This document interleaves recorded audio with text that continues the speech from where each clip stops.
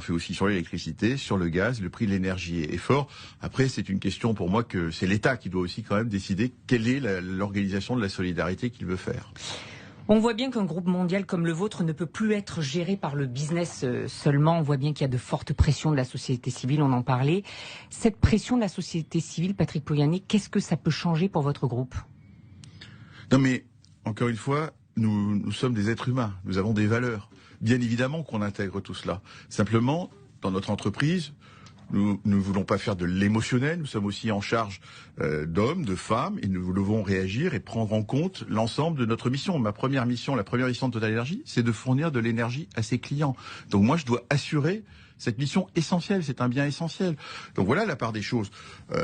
D'ailleurs, au passage, tout le monde m'a dit vos concurrents anglo-saxons s'en vont.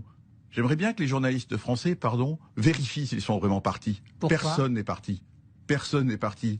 Mes concurrents continuent à prendre le gaz russe parce qu'on a des contrats à long terme et qu'on ne sait pas arrêter les contrats à long terme, sauf si les gouvernements décident des sanctions qui fait que je peux exercer ce qu'on appelle la force majeure. Et là, je suis obligé d'arrêter les contrats. Si j'arrête le contrat de gaz russe, vous savez ce qui se passe ?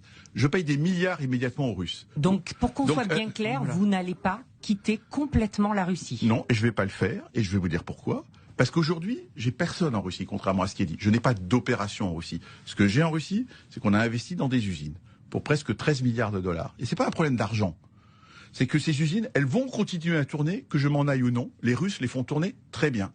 Et deuxièmement, me retirer, c'est donner ces 13 milliards à des Russes. Parce qu'aujourd'hui, pour zéro. Parce qu'aujourd'hui, personne ne veut acheter ces usines.